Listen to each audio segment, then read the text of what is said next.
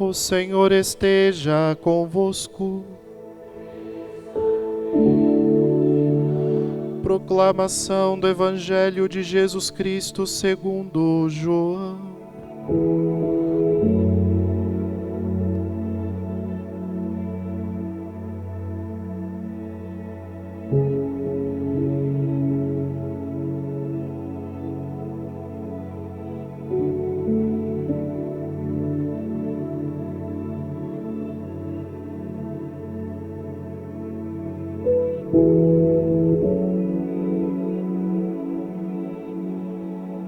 Naquele tempo, Pilatos chamou Jesus e perguntou-lhe: Tu és o rei dos judeus? Jesus respondeu: Estás dizendo isto por ti mesmo, ou outros te disseram isto de mim? Pilatos falou: Por acaso sou judeu? O teu povo e os sumos sacerdotes te entregaram a mim. Que fizeste? Jesus respondeu: O meu reino não é deste mundo.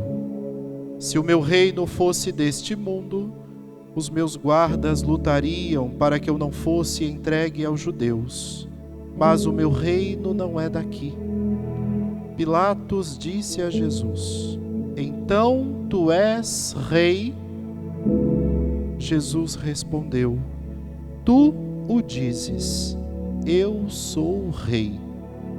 Eu nasci e vim ao mundo para isto, para dar testemunho da verdade. Todo aquele que é da verdade, escuta a minha voz. Palavra da salvação.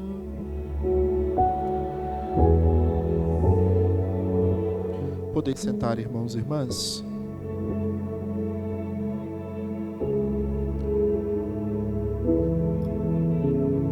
Para compreendermos a liturgia que estamos celebrando, nós podemos tratá-la e ela ser para nós simples de ser compreendida ou ser bem complicada para ser compreendida. Se eu conseguir, porque nós estamos encerrando um ano litúrgico na igreja. Domingo que vem já celebramos o primeiro domingo do Advento, começa a preparação para o Santo Natal, e isso significa que estamos iniciando um novo ano na igreja, na liturgia, que é o ano C, dedicado a São Lucas. Estamos encerrando o ano de São Marcos. Se eu conseguir acompanhar a liturgia, desde o primeiro domingo do tempo do Advento do ano passado, até este fim de semana, a gente pode dizer que é menos complicado a gente compreender o título de Jesus como Rei do Universo. Agora, se eu não conseguir ser fiel nos fins de semana, e aqui o padre chama atenção que não é só vir, mas se eu conseguir participar, dedicar a minha atenção, prestar atenção na palavra que é proposta todos os fins de semana, do primeiro domingo do Advento do ano passado até este fim de semana, se eu não conseguir, é complicado. Bem complicado. Por quê, meus irmãos e irmãs?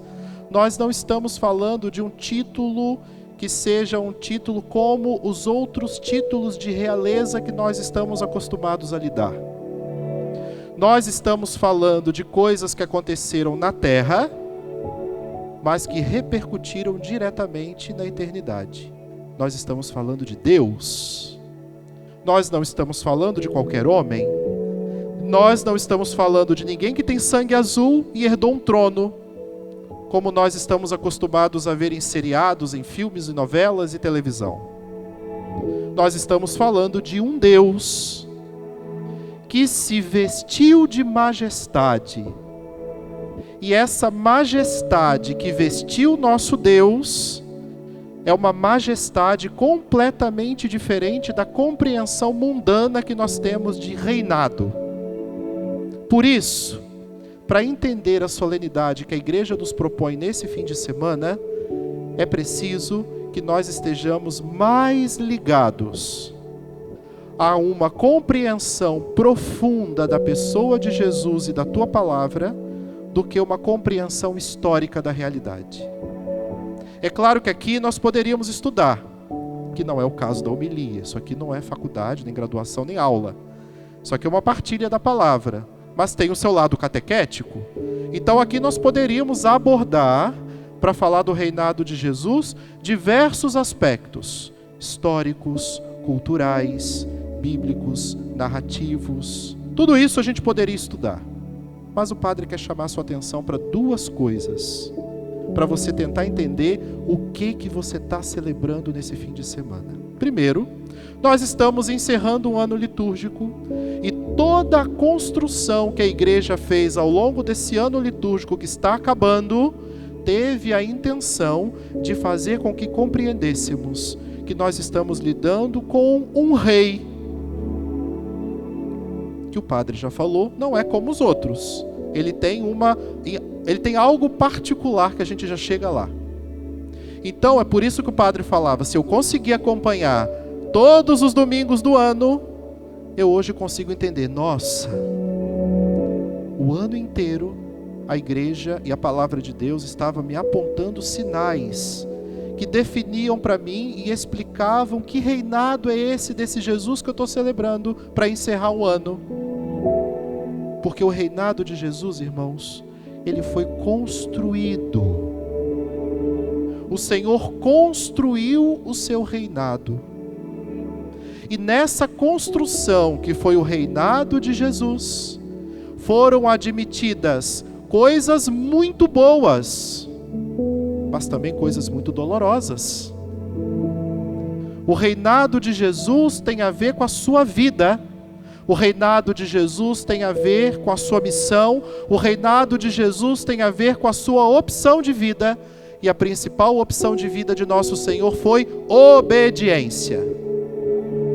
Então nós poderíamos dizer que uma das coisas que marcam e justificam por que hoje a igreja celebra Jesus como Rei do Universo é porque antes ele decidiu obedecer. Ele foi obediente ao Pai, ele foi obediente à vontade do Pai, ele foi obediente à sua própria decisão, porque nós temos disso, né? Nós às vezes tomamos decisões na nossa vida que têm que ser tomadas, só que ao longo do percurso, até a coisa acontecer, a gente vacila e para de decidir. A fé é assim.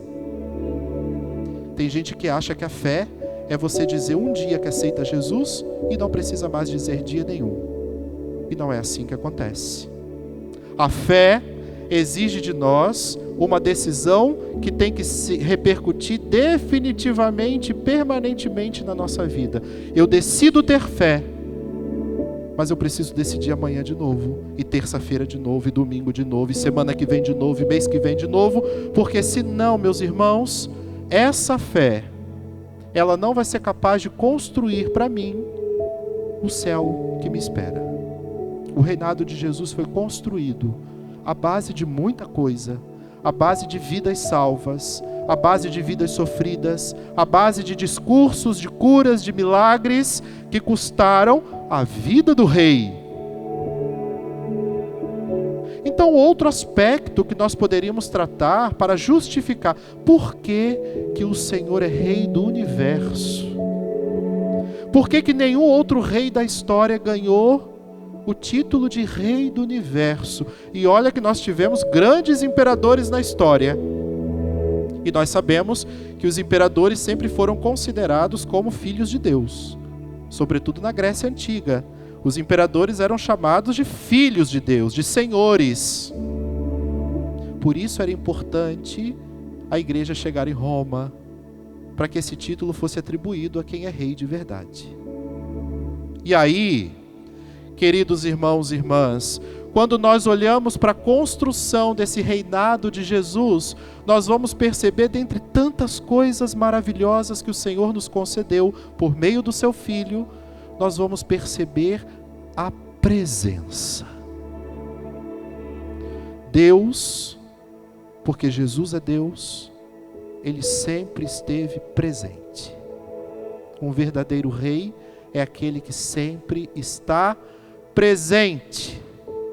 ouve as mazelas dos seus súditos, ouve as misérias, as fraquezas, compreende com a cabeça dos seus o que deve ser feito, o que eles realmente necessitam.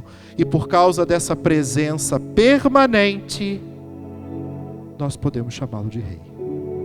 Até porque o nosso Rei, o nosso Jesus, esse que celebramos em todas as santas missas, esse Jesus que hoje, encerrando o ano litúrgico, nós lhe atribuímos o título com a igreja de nosso Senhor, Rei do Universo. Ele não estava trabalhando, ele não estava pregando, ele não estava curando por causa de corpos. E essa é a grande diferença dele para os outros. O Senhor estava fazendo isso, a causa de Jesus não eram os corpos. Este mundo, a causa de Jesus eram as almas. Era isso que os judeus não entendiam, era isso que as autoridades romanas não entendiam, e é isso que muitas vezes nós não entendemos. Nós queremos que o Senhor resolva para nós problemas que são para nós resolvermos e não temos coragem. Como se o Senhor tivesse responsabilidade de decidir o que é da nossa alçada decidir, como se o Senhor tivesse que fazer a parte dele e a nossa. E nós sabemos que não é assim que funciona. Deus poderia agir dessa maneira se Ele quisesse? Poderia. Ele é Deus. Mas aí, Ele seria contraditório. Sabe por quê? Tiraria nossa liberdade. Já que eu vou fazer por eles, e eu dei a inteligência para eles escolherem, decidirem fazer a coisa certa, eu não irei fazer por eles o que eles têm que fazer. E aí, meus queridos irmãos e irmãs, o Senhor é nosso Rei, tanto quanto eu faço a minha parte. O Senhor é nosso Rei, tanto quanto eu consigo compreender de forma sobrenatural aquilo que nosso Senhor fez enquanto esteve no meio de nós. O Senhor é tão Rei, tanto quanto eu consigo olhar para o nosso Jesus e dizer para Ele: Senhor, muito obrigado por tudo que o Senhor fez pela minha alma,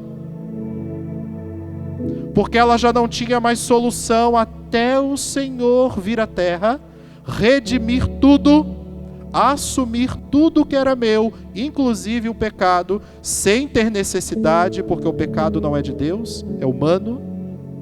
Mas muito obrigado, Senhor, eu te coroo com a minha gratidão. A grande verdade é que a coroa que o Senhor quer receber de nós é essa: a gratidão. Porque apesar das nossas infidelidades, apesar de toda a infidelidade da história da humanidade em relação a Deus, Ele não deixou de estender a sua mão para nós. Ele não deixou de estar presente. A gente não enxerga sempre, mas Ele está. Nenhum outro rei teve como causa a salvação das almas e não fez isso. Só Ele.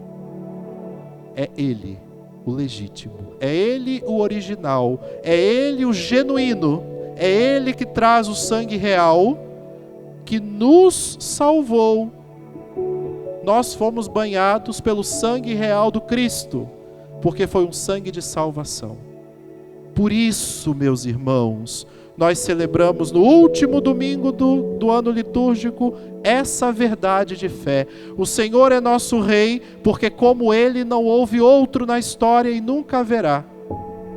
E nunca haverá porque nenhum outro será capaz de fazer por nós o que Ele fez.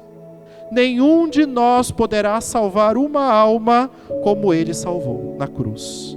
Nenhum outro. Por isso, o coroemos nessa liturgia e em todas as outras que participarmos, o coroemos com a coroa da nossa gratidão. Tira do seu coração essa coroa e coloca na cabeça de Jesus. E deixe ser cuidado por Ele. Porque por ser presente, Ele sempre cuidou de você e de mim. Nós é que não sabemos ser cuidados. É interessante isso. O Senhor sempre foi Senhor. Nós nunca e nem sempre sabemos ser seus servos. O Pai sempre foi Pai. Nós é que nem sempre sabemos ser seus filhos.